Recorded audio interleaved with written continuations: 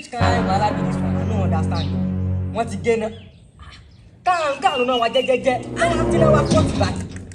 Omo, I don't understand though. Ejire, kí ló tẹ gé ná? A ṣe join Nepa ni. Àbójú ẹ̀ fò rí pé àwọn Nepa ló gé ná.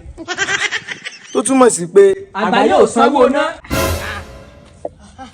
Omo, I don't tire. I say.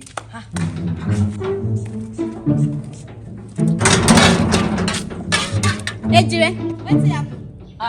Anita. Actually, you get inside. Get light. Suddenly, you just got the light. And everybody get light. I don't know say that Agbaye na bad boy. You wait till I talk. I talk am. You never pay for the family. See you wait as I want carry visitor come. You better no carry no tell your visitor make you no come again. I mean inside you want like your visitor.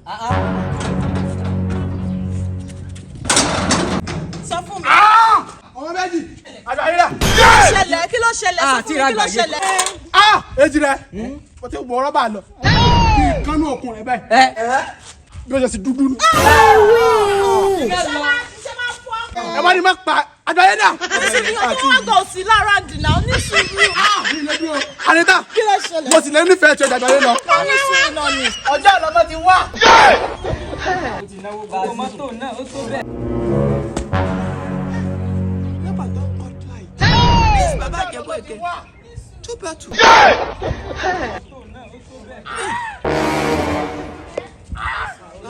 I don't follow this Nepa manager talk. Let me do the cut light. I go come pay next month now. Hey. For the way these people dey para, well as I no fit go home again. Hey.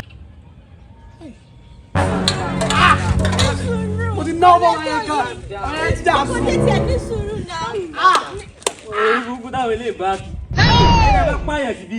Gbogbo yín pátá lẹ̀ ẹ́ sẹ́wọ̀n. Ó ti tẹ̀ ń bá kiri. Ó ti lálẹ́ mi o. Náwó papọ̀ náà.